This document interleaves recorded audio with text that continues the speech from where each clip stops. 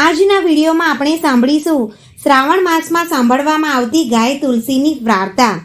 શ્રાવણ માસમાં ગાય તુલસીની વ્રત કથા સાંભળવાનો ઘણો મહિમા છે।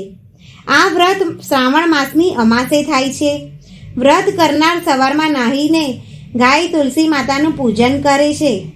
તે પછી ગાય તુલસી માતાની વાર્તા સાંભળે છે। ત્યારબાદ જમી શકાય।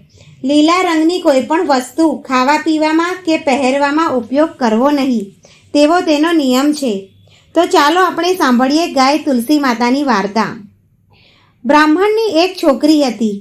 એને ખૂબ જ ભાવથી ગાય તુલસી વ્રત કરવા માંડ્યું, પણ વ્રત પૂરું થાય તે પહેલાં તે માંદી પડીને મરી ગઈ। મરીને કોળીને ત્યાં જન્મી। રૂપાળી છોકરી જોઈ કોળીને બહુ આનંદ થયો। તેને સારી રીતે ઉછેર કરવા માંડ્યો। તે 14 વર્ષની થઈ ત્યારે તેનું રૂપ ખૂબ જ ખીલી ઉઠ્યું। એક દિવસ કોળીની ઝૂંપડી આગળ કોઈ રાજકુમાર આવી ચડ્યો। આંગણામાં રૂપાળી છોકરી જોઈને તે અચંબામાં પડી ગયો કે રંકને ઘરે આવું રત્ન ક્યાંથી? ત્યાં તો કોળી આવ્યો। તે રાજકુમારને નમન કરીને બોલ્યો, કુંવરજી, મારે લાયક કોઈ સેવા હોય તો કહો।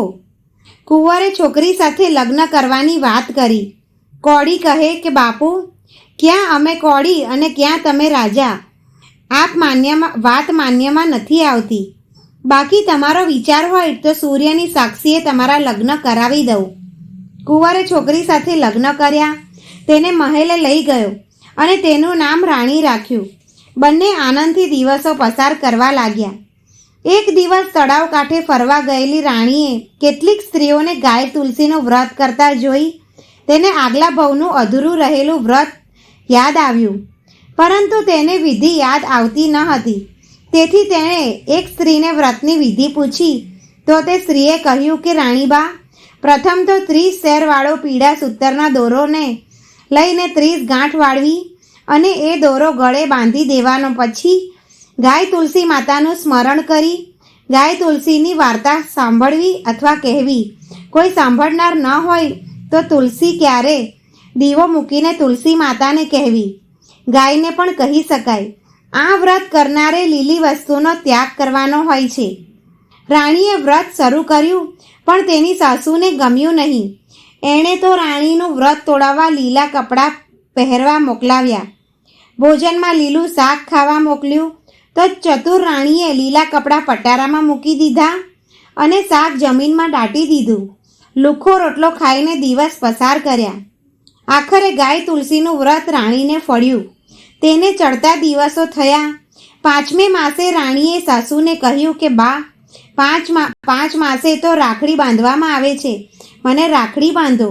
સાસુ બોલ્યા, 4 રસ્તાની રેત લાવું, હનુમાનની મળી લાવું, એક ચીંદડી લાવું અને તને રાખડી બાંધું। રાણી બોલી, એવી તો એવી, પણ રાખડી બાંધો। સાસુએ કચવાતા મને રાખડી બાંધી।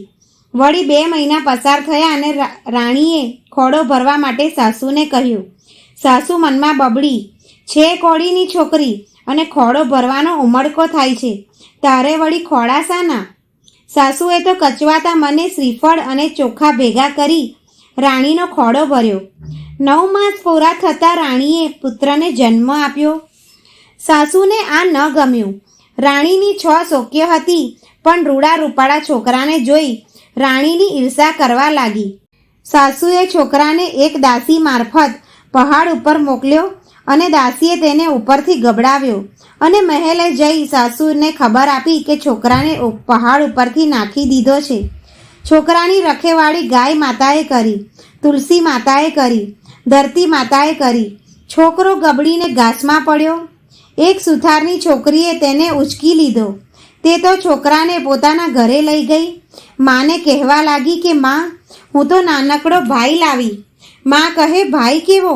મારે કોઈનો છોકરો ન જોઈએ, તું વળી કોનો છોકરો ઉપાડી લાવી? છોકરી બોલી કે માં, ભાઈ તો ગાય તુલસીએ આપ્યો છે।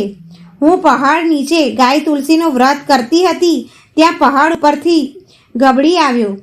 મારે ભાઈ નથી એટલે એને રમાડીશ અને હાલરડા ગાઈશ। માને છોકરા પર હેત ઉભરાયું। તે તેને રમાડીને ગાંડી ઘેલી થઈ ગઈ। સુથાર પણ છોકરાને રમાડીને કામે જતો અને સાંજે ઘરે આવે ત્યારે રમાડતો। છોકરો પાપા પગલી માંડતો ને બા બાપા મામા બોલતો થયો. લાકડાના રમકડાથી રમે અને આનંદ કરે. એક દિવસ સુથારે લાકડાનો મજાનો ઘોડો બનાવ્યો. ઘડીને સરસ રંગો ચડાવ્યા. ડોકમાં મણકાની માળા નાખી, માથે કલગી લગાવી. ઘોડો જોઈ છોકરો ખુશ થયો. એ તો ઘોડાને દોરી બાંધીને મન ફાવે ત્યાં લઈ જાય, જાણે જીવતો ઘોડો હોય તેમ તેની મમતા રાખે. એક દિવસ રાજાની 6 રાણીઓ તળાવ કાંઠે બેઠી હતી. ત્યાં તો છોકરો લાકડાનો ઘોડો લઈ આવ્યો અને ઘોડાને પાણીમાં નમાવી કહેવા લાગ્યો, ચલ રે ઘોડા પાણી પી, ચલ રે ઘોડા પાણી પી. રાણીઓ હસી પડી. લાકડાનો ઘોડો તો પાણી પીતો હશે? કેવી અક્કલ વગરની વાત કરે છે. છોકરો બોલ્યો, જો લાકડાનો ઘોડો પાણી ન પીએ તો શું રાજાની રાણીને સૂથિયું અવતરતું હશે? રાણીઓ છોકરા ઉપર ગુસ્સે થઈ. મહેલે જઈ પતિને ફરિયાદ કરી, સુથારનો નાનો છોકરો અમને મેણા દે છે, ગમે તેમ બોલે છે, અમારી મસ્કરી કરે છે, અમારે તો આ ગામમાં નથી રહેવું. રાજાએ તુરંત સિપાહીઓ દોડાવી છોકરાને પકડી મંગાવ્યો અને મહેલમાં જુદા ખંડમાં પૂરી દીધો.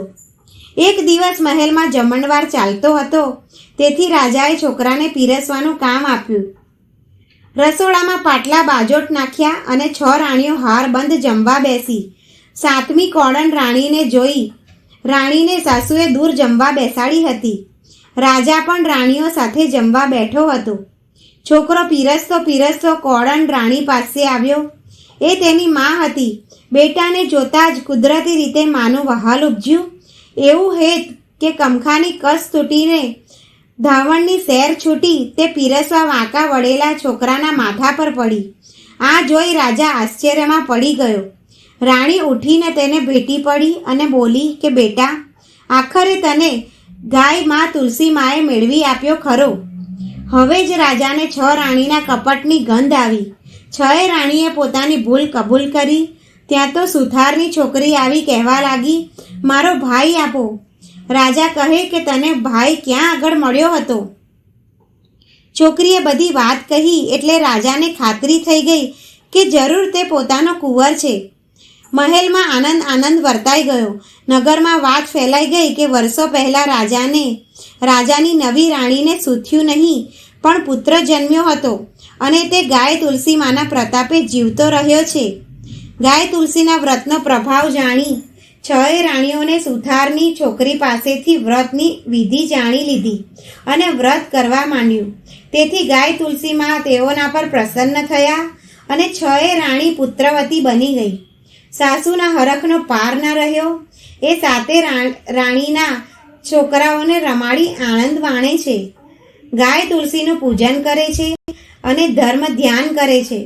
ગાય તુલસી માના પ્રતાપે કોડન રાણીના માન વધી ગયા છે.